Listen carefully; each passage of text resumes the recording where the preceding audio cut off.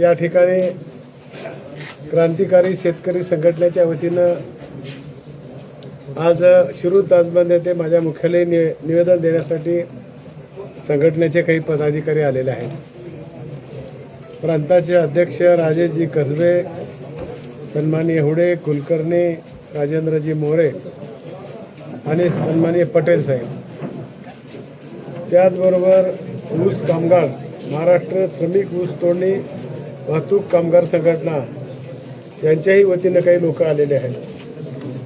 आत्ता जे हे संघटना आलेली आहे शेतकरी संघटना, ते दोन गोष्टी त्यांचे प्रश्न माझ्यासमोर मांडलेले आहेत. एक प्रश्न आहे तो कारखान्याचा ऊसाच्या संदर्भात त्यांना पेमेंट भेटलं नाही. त्या संदर्भात मी आत्ता साखर आयुक्त कोलते साहेबांनाही बोललेलं आहे, RDGलाही बोललेलं आहे आणि ते पैसे देण्याची व्यवस्था कारखान्याला सांगून आम्ही करून द्यायला लावतो.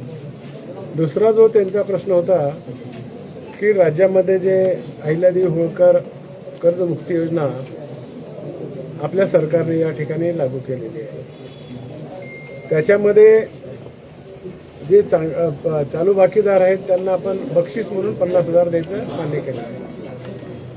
त्याच्या पाठीमागे मागेली एक पार्श्वभूमी तुम्हाला सांगते. याची चर्चा होत असताना आपलं पवारसाहेब आणि दादा गट एकच होता. त्या बैठकीला स्वतः सन्माननीय पवारसाहेब, शरदचंद्रजी पवारसाहेब त्या बैठकीत होते आणि अगोदर आमदाराचे मतं काय असतील तर सांगा, ऐकून घ्या म्हणले. नागपूरमध्ये त्या दिवशी मी हा विषय नेत्यांच्या समोर मांडला होता की कर्जमाफी देण्याबद्दल आमचा बिलकुल विरोध नाही, द्या त्यांना, पण अशा काही 7-8 बँक आहेत, त्याच्यामध्ये लातूर बँक आहे, पुणे बँक आहे, रत्नागिरी आहे, रायगड आहे, कोल्हापूर आहे, की या लोकांनी चांगल्या प्रकारच्या बँका चालवल्या. आम्ही वातावरण तयार केलं, लोकांनी विश्वास दाखवला. 95% 98% आमच्याकडे वसुली होते आणि लोकांमध्ये असा एक मेसेज जाईल की मग आपण पैसेच भरले नाही पाहिजे तर आपण त्यांना काहीतरी दिलं पाहिजे. हा त्यावेळेचा तोडगा होता. आणि त्याच्यानंतर ही जी कर्जमाफीची घोषणा झालेली आहे नंतर झाली, तर त्याच्यामुळे ते 50,000 त्याच टिकवर राहिलेले आहेत आणि त्याच्यामुळे ते केलं. आता थकबाकीदाराला का कर्जमाफी दिली आपण, की आता चालू बाकीदार आहेत. आता काही लोक बोलतात, मलाही माहिती आहे, पण सगळ्यात प्लस कोण आहे आज, तर चालू बाकीदाराला फायदा असतोय. हे पण जे थकबाकीदार आहेत त्यांना एकदाच कर्जमाफीचा फायदा होत असेल, पण बाकीच्या कामामध्ये त्यांना बँकात फार काही सहकार्य करतात. समजा एखादा चालू बाकीदार आहे, एक 2 भाऊ आहेत, एक चालू बाकीदार आणि एक थक बाकीदार आहे. त्याने कधीच पैसे भरवले नाही. चालू बाकीदाराला सिबिल चांगला आहे, त्याला स्प्रिंकलर मिळतं आहे, त्याला ट्रॅक्टर मिळतं आहे, त्याला मळणीयंत्र मिळतं आहे, जे काही व्यवसाय करायचे त्याला तिथे मिळतं आहे. आणि शेतकऱ्याला देखील पंजाबराव देशमुखाचे काही 4% व्याज आहेत आणि अनेक बँका, आपली जिल्हा बँक देखील आपली 5%पर्यंत 0% व्याज देते. म्हणून पहिला मला कुणाला म्हणजे टाळायसाठी बोलत नाही मी, तर फायदेशीर कोण आहे तर चालू बाकीदारच आहे. त्याच्यामुळं सरकारने जे लोक आता बंद आहेत त्यांना काहीच व्यवहार करता येत नाही, सरकारने त्यांना अगोदर मदत करावी म्हणून थक बाकीदार लोकांना 2 लाखापर्यंत अगोदर कमी द्यायचं ठरलं होतं, तर 2 लाखापर्यंत कर्ज मुक्ती करायचं धोरण अवलंबलं आहे. त्याच्यासाठी 56 लाख लोक आपल्या राज्यामध्ये आहेत. 36 कोटी केलं होतं. पुन्हा मग सरकार मुख्यमंत्री महोदयांनी अशा सरकार शेतकऱ्याच्या काही सूचना आल्या, मग त्याला देखील सरसकटच करून टाकलं 2 लाख. त्याच्यामुळं पुन्हा आपल्या लोकांचा समावेश झाला आणि 40,000 कोटीची हे अमाऊंट व्हायला लागले.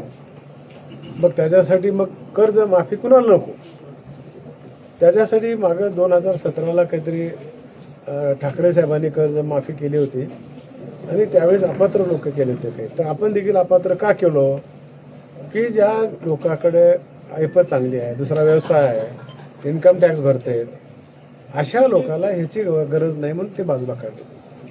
जवळजवळ साधारणतः ते 1 लाखाच्या आसपास ते लोक आहेत आणि 40,000 आपले कर्मचारी, 1,40,000 अशा लोकांना आपण या कर्ज मुक्तीचा लाभ देत नाही.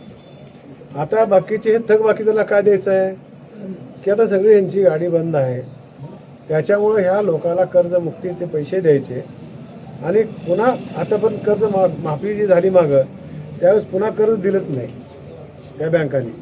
पण आज आपण असं कंपल्सरी केलं की जेवढं कर्ज मूळ आहे त्याचं क्षेत्र बघून त्या ठिकाणी सगळं कर्ज पुन्हा त्यांना वाटप करा की ते पुन्हा थकबाकीत राहू नये किंवा त्यांच्या संसाराला अडचणी पडणे म्हणून हा निर्णय घेतला आहे. आणि चालू बाकीदार त्यांचं तर आता रेग्युलर आहे, त्यांनी खतं घेतलेत, सगळं काम चालू आहे. मग त्यांना देखील आपल्याला इन्स्टिट्यूट किंवा बक्षीस म्हणून 50,000 द्यायचे. तर यांच्यासाठी देखील आपण काही 8 दिवसाची आठ घातली नाही किंवा 1 महिन्याची घातली नाही.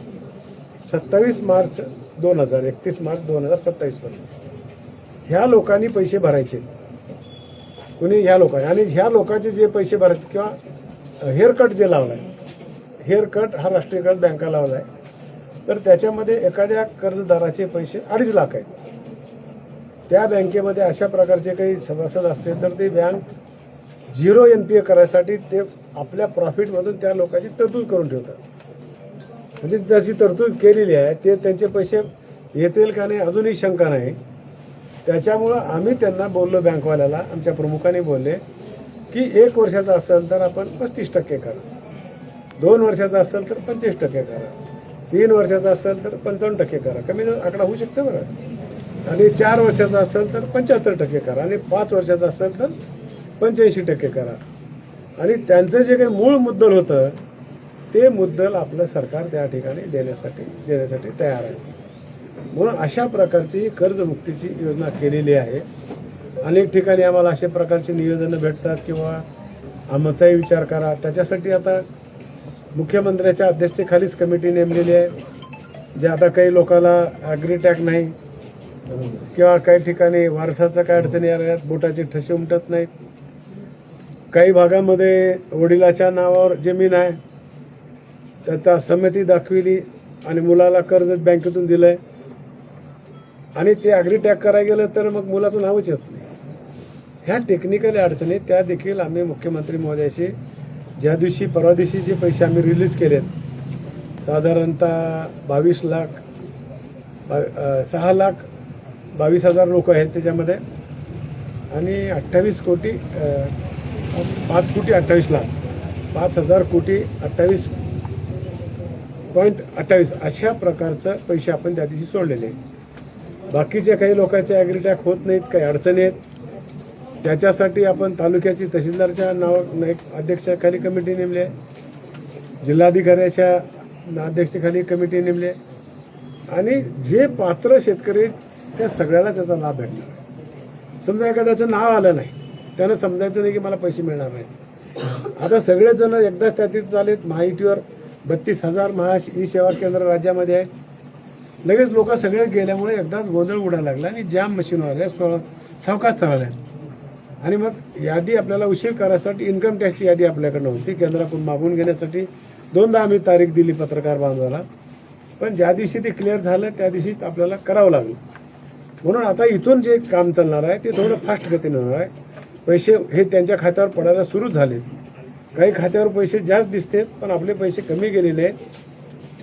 त्याच्यामुळं शेतकऱ्यांनी संभ्रमात अवस्थेत राहायचं नाही. त्यांना पूर्ण ह्या योजनेचा लाभ भेटलेला आणि भेटत आहे. पहिला मुद्दा तो झाला. आता ह्यांचा जो मुद्दा आहे, 2 मुद्दे राहिलेत आमच्याकडे. काही देवस्थानच्या जमिनी आहेत, काही ठिकाणी देवस्थानच्या जमिनी भाड्याने दिल्यात, मग त्यांच्या नावावर ॲग्रीटॅग होत नाही किंवा त्यांना पैसे जाणारच नाहीत. असे 2-4 काही नवीन मुद्दे झाले. तर हा एक मुद्दा आमच्यासमोर अनेक गावामध्ये गेल्यानंतर शेतकरी मांडत आहेत.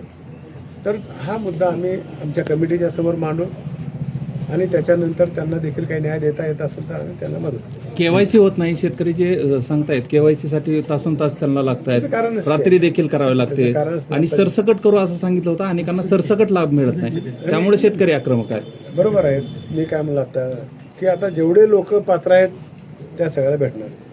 केवायसीची थोडीशी अडचण आहे, तुम्ही समजून घ्या. आपण एकत्र जर एखाद्या यात्रेत गेलो तर मोबाईल चालत नाही, चालतात का? जाम होतात ना. तसं ही मशीन आहे. सगळेच लोक एकदाच गेल्यामुळे थोडी अडचण आहे.